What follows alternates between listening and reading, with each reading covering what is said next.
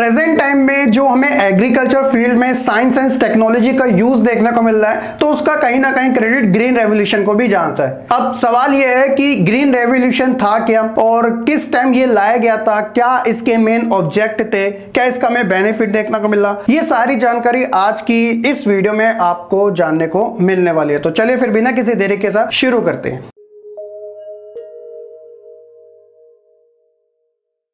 Green revolution जिनका credit जाता है एम.एस. स्वामीनाथन जी को। In India the green revolution was mainly led by M S. Swaminathan. Starting के अगर हम फेज की बात करें तो आप मान के चलिएगा कि जब सेकंड 5 ईयर प्लान आया था जो कि 1956 में लाया गया था, उसके बाद ही फर्स्ट फेज में आप कह सकते हो कि ग्रीन रेवोल्यूशन की शुरुआत इंडिया के अंदर हुई थी। इसको अलग अलग फेजेस में लाया गया था, 1, 2, 3 वाले, ठीक है। तो स्पेशली इसके अंदर जो हम एग्रीकल्चर जो ट्रेडिशनल तरीके से करते आ रहे थे उसके अंदर एक रिफॉर्म था, उसके अंदर एक रेवोल्यूशन था।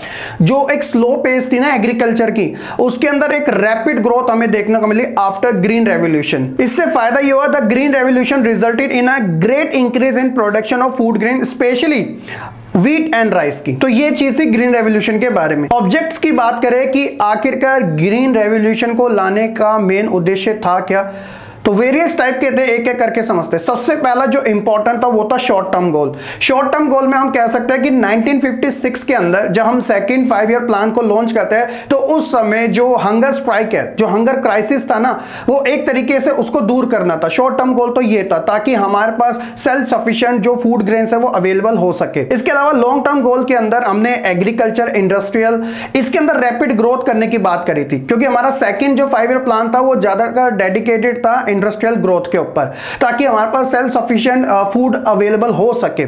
इसके अलावा हमने इंफ्रास्ट्रक्चर के ऊपर भी और साथ ही जो रॉ मटेरियल था उसकी अवेलेबिलिटी के ऊपर भी ज्यादा फोकस किया था। और आप जानते हो कि जब ये सारी चीजें होगी तो ऑब्वियसली एम्प्लॉयमेंट, जी हाँ, स्पेशली रूरल सेक्टर के अंदर एम्प्लॉयमेंट ज्यादा से ज्यादा जनरेट हो सके और साइंटिफिक स्टडीज यानी कि ऐसे प्लांट्स को लगाया जाए जो कि डिसीजेज में या फिर कोई भी टाइप की आप कह सकते हो कि क्लाइमेट सिचुएशन में मजबूती से वो खड़े रह सके, तो इतने कमजोर ना हो कि वो दोबारा से ढह जाए। तो ये सारे हमारे ग्रीन रेवोल्यूशन के मेन ऑब्जेक्टिव्स थे। एलिमेंट्स की अगर हम बात करें तो 3 एलिमेंट्स के बारे में आपको जानना जरूरी है। पहला था expansion of farming areas. Green revolution की वजह से जो फार्मिंग एरिया था उसका एक्सपेंशन हमें ज्यादा से ज्यादा देखने को मिला। डबल क्रॉपिंग सिस्टम, पहले क्या हो रहा था, ट्रेडिशनल टाइम से सिंगल सीजन के अंदर सिंगल क्रॉप को ही ज्यादा उगाया जाता था, लेकिन इसकी वजह से आप कह सकते हो कि सिंगल सीजन में डबल क्रॉपिंग सिस्टम यानी कि प्रोडक्शन को ज्यादा से ज्यादा ग्रो करने के लिए ये सिस्टम को लाया गया था।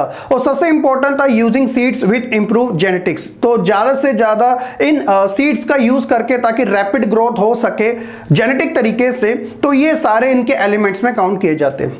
अगर हम वही बात करें कि वो कौन कौन सी क्रॉप्स थी जिसके ऊपर ज्यादा ध्यान दिया गया था, तो स्पेशली देखो व्हीट एंड राइस का नाम तो आएगा, लेकिन इसके अलावा ज्वार, बाजरा और मेज, ये वाली भी क्रॉप्स थी जिनके ऊपर ज्यादा ध्यान दिया गया था। सवाल आपके माइंड में ये भी आ सकता है कि कौन सी साइड में, मतलब पूरे इंडिया के अंदर ग्रीन रेवोल्यूशन थी तो फर्स्ट फेज इसका कहां पे यूज किया गया था, तो आप ये मान के चलेगा कि ज्यादातर जो फर्स्ट फेज था वो इसका नॉर्थ इंडिया के अंदर यूज किया गया था, जिसके अंदर already Haryana, Punjab, western UP ऐसे स्टेट इंक्लूड थे, क्योंकि यहां पे ऑलरेडी जो एग्रीकल्चर था वो बिल्कुल टॉप लेवल की हमें देखने को मिलती थी। तो इसलिए गवर्नमेंट ने ये डिसाइड किया था कि हम उसी एरिया के अंदर ज्यादा इन्वेस्ट करेंगे ग्रीन रेवोल्यूशन का, जहां पे एग्रीकल्चर ऑलरेडी काफी बड़ी मात्रा में की जा रही है। अगर हम बात करें कि ग्रीन रेवोल्यूशन के इंपैक्ट क्या पड़ा, देखो इंपैक्ट दोनों साइड था, पॉजिटिव भी था और नेगेटिव भी था।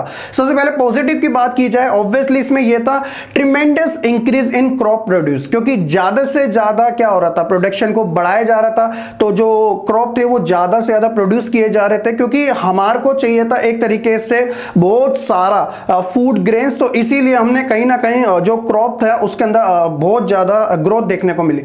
इसके अलावा जो फूड ग्रेन्स था जो हम पहले इंपोर्ट करते थे, खरीदते थे, उसको हमने रिड्यूस किया ग्रीन रेवोल्यूशन की वजह से, क्योंकि हम खुद ही इतना ज्यादा हमारे पास स्टॉक अवेलेबल होता जा रहा था, यानी कि हम सेल्फ सफिशिएंट होते जा रहे थे। तीसरा था रूरल एम्प्लॉयमेंट। इसका एक पॉजिटिव इंपैक्ट ये पड़ा कि जो लोग स्लो पेस से काम कर रहे थे अब वो थोड़ा रैपिड तरीके से काम करने लग गए, जो एम्प्लॉयमेंट थी वो और ज्यादा स्प्रेड होती चली गई, यानी कि लोगों को काम अब पहले के कंपैरिजन में ज्यादा मिलने लगा।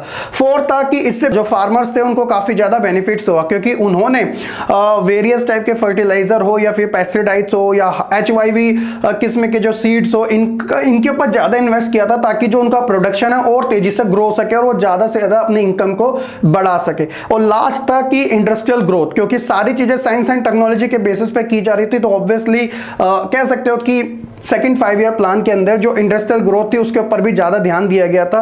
तो ग्रीन रेवोल्यूशन की वजह से हमें ये सारे पॉजिटिव इंपैक्ट देखने को मिले। लेकिन वही चीज है ना कि सिक्के के दो पहलू होते हैं, हमें वन साइडेड नहीं, डबल साइडेड, दोनों साइडेड के बारे में पता होना चाहिए।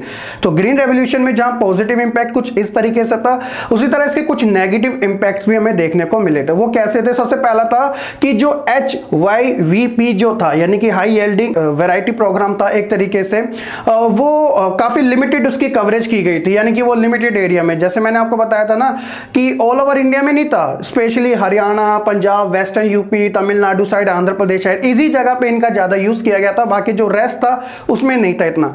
इसके अलावा रीजनल डिस्पैरिटीज, जो बेनिफिट हुआ था फार्मर्स को स्पेशली, वो भी लिमिटेड एरिया का था, पूरे ऑल ओवर इंडिया में इसका बेनिफिट हमें नहीं देखने को मिला था।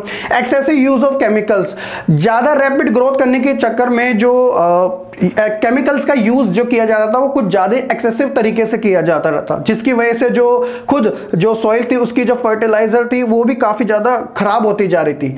साथ ही साथ वाटर कंजप्शन, क्योंकि देखो फसल उगाने के लिए हमें ज्यादा से ज्यादा पानी की जरूरत होती है, तो जो इरिगेशन था वो कुछ ज्यादा ही यूज किया गया, वेरियस टाइप के डैम्स बनाए गए, और कह सकते हो कि ज्यादा से ज्यादा पानी यूज करने के लिए ग्राउंड वाटर का भी यूज किया गया था। और लास्ट था अनएम्प्लॉयमेंट। देखो जिनके पास इन्वेस्टमेंट करने के लिए पैसा था तो उन्होंने अच्छा खासा इन्वेस्टमेंट किया, जिससे कि उनको अच्छा खासा रिजल्ट भी देखने को मिला।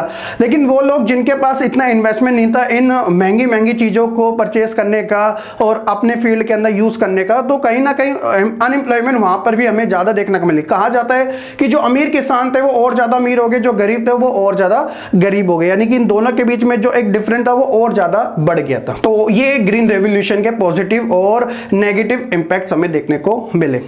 तो 1960 के बाद जो ग्रीन रेवोल्यूशन आई थी, प्रेजेंट टाइम में अगर हम सिचुएशन देखें तो कहीं ना कहीं साइंस एंड टेक्नोलॉजी की वजह से काफी ज्यादा हमने सिनेरियो जो पूरा चेंज कर दिया। अब आज देखते हो कि इतने सारे टूल्स आ चुके हैं, मशीन्स आ चुकी है कि किसान जो है ना वो भी अब ट्रेडिशनल तरीके से ना करके बिल्कुल न्यू पैटर्न के ऊपर अपनी खेती बाड़ी करते हैं। तो ये सारी चीजें हमें कहीं ना कहीं ग्रीन रेवोल्यूशन की वजह से ही देखने को मिली है। होप सो कि बच्चों आपको काफी अच्छे तरीके से ग्रीन रेवोल्यूशन के बारे में समझ आ चुका होगा। बाकी हम मिलेंगे अपने नेक्स्ट वीडियो में, तब तक के लिए आप खुश रहे, पढ़ते रहो और ऐसे ही आगे बढ़ते रहे।